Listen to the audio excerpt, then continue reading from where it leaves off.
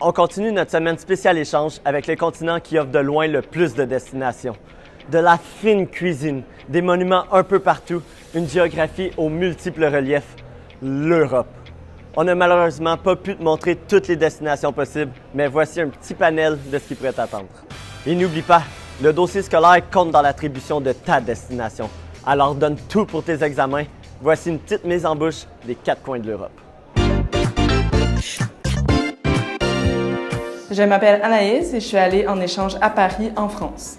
Bonjour, je m'appelle Alexandre Cyr, je suis allé en échange en Angleterre, dans la ville de Warwick. Je m'appelle Victor et je suis parti en Allemagne, à Berlin.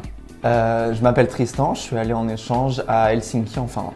Donc, moi, c'est Emma Lalonde, je suis allée à Zagreb en Croatie. Je m'attendais à avoir un défi académique, quand même. Voyager beaucoup, faire vraiment des rencontres d'un peu partout dans le monde. J'avais une attente qui était de voir des aurores boréales en vrai. Et aussi de rencontrer surtout de nouvelles personnes, et puis c'est ça. Donc avant de partir, j'avais entendu parler de l'échange en tant que tel, en général par les étudiants qui l'ont fait avant moi.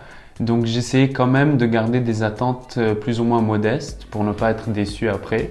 Mais surtout mes attentes c'était de rencontrer des gens venant d'un peu partout et aussi rencontrer des Allemands locaux. J'avais envie de me familiariser plus avec cette culture. Je m'attendais à apprendre plusieurs choses au niveau académique, à rencontrer des gens, puis surtout à voyager beaucoup. Ah oui, je m'attendais pas à être tant dépaysée, honnêtement. Vu que je m'en allais dans un pays européen, je sais pas, je pensais que ça allait être quand même semblable à ici.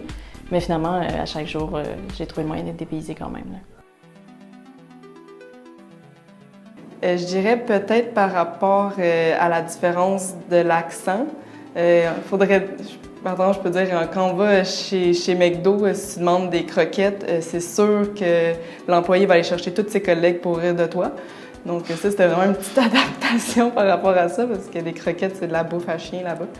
Fait que ça, c'était drôle. Sinon, le fromage à genre 2 €, c'est incroyable.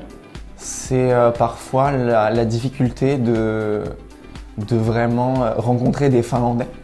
Parce que c'est un pays où le style de vie est très différent de ce qu'on peut connaître. Donc ça, c'était assez déroutant. Et aussi tout ce qui est vraiment les paysages qui sont très dépaysants et très particuliers à la Finlande. Donc ce qui m'a le plus dépaysé, c'est que je m'attendais à ce qu'il y ait plus de gens qui parlaient l'anglais. Donc il y a beaucoup de gens qui parlent anglais, mais moins que mes attentes. Donc c'était un peu dépaysant de devoir s'adapter, vu que je ne parle pas allemand. Je dirais, c'est quand tu arrives à l'aéroport la première fois, tu connais rien. C'est une ville différente, tu connais pas les rues, tu sais pas comment fonctionne le métro, tu sais pas comment fonctionnent les taxis même. Ça, c'est ce que j'ai trouvé le plus dépaysant au départ. Je pense la façon dont les gens interagissent ensemble. Tu sais, ici, on est tellement habitués que c'est chaleureux puis tout ça, mais là-bas, en fait, tu sais, toi, t'arrives, t'es prêt à être chaleureux, mais finalement, c'était plus froid comme climat, je dirais. Ce serait peut-être quand je suis allée voir mon ami à Bordeaux. En France, les trucs sont pas vraiment ouverts le dimanche, on le savait pas. Là, on est allé à Arcachon pour aller aux dunes du Pilat, je sais pas si vous savez c'est quoi. Mais ouais, puis là, on se rend là, c'est comme 1 heure de train, c'est quand même cher aller là, on se rend, puis il n'y a pas d'autobus qui va aux dunes du Pilat, puis c'est quand même 10 km de marche comme up and down. Donc, on a fait du pouce, qui est de l'autostop en France. Et pour se rendre là, c'était vraiment, vraiment cool. C'était drôle. Puis c'est un petit couple de personnes âgées qui nous a amenés, puis ils nous ont fait visiter Arcachon en chemin. Puis rendu là-bas, ils nous ont amenés par une petite entrée secrète, tout ça. Fait que, dans le fond, turns out que c'était vraiment le fun d'avoir fait de l'autostop gratuitement pour aller là-bas, même s'il n'y avait pas d'autobus le dimanche. On a fait un voyage en Laponie, donc tout au nord de la Finlande, pour vraiment... c'était un week-end, puis c'était surtout pour voir des aurores boréales aussi. Et puis j'ai failli en fait perdre l'usage de mes mains au moment de faire une photo d'aurore boréale. Et puis rien n'a marché. Je n'ai même pas pu prendre une photo puisqu'il faisait trop froid pour mon appareil. Donc au final, expérience assez inquiétante. Mais belle expérience quand même. Ça serait, une fois j'étais dans un magasin et le vendeur ne parlait absolument pas l'anglais. Et vu que je parlais pas allemand, on a eu une conversation grâce à Google Translate. Il parlait sur le téléphone et il me le passait. Je parlais au téléphone et je passais. C'était assez drôle.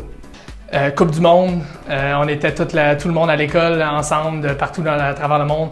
On écoutait le match de l'Angleterre. Ils ont compté à 90 plus 3, je pense. Tout le monde a commencé à crier, sauter, lancer des bouteilles partout. C'était vraiment la folie. C'était vraiment mon plus beau souvenir, la plus belle anecdote de mon échange. Disons, après une soirée arrosée, je suis revenue à mon hôtel. J'ai glissé sur le plancher de la salle de bain, puis en fait, au final, je me suis ouvert le bras. Puis finalement, c'est ça, je suis allée à la réception de l'hôtel pour demander qu'est-ce que je pouvais faire. Puis finalement, on m'a dessiné sur un post-it où est-ce que l'urgence était. Tu sais, c'était en plein milieu de la nuit, puis ils m'ont juste laissé partir comme ça, avec le bras ouvert pour marcher avec mon post-it pour savoir c'était où l'urgence. Puis je trouve que ça témoignait bien de service médical là-bas.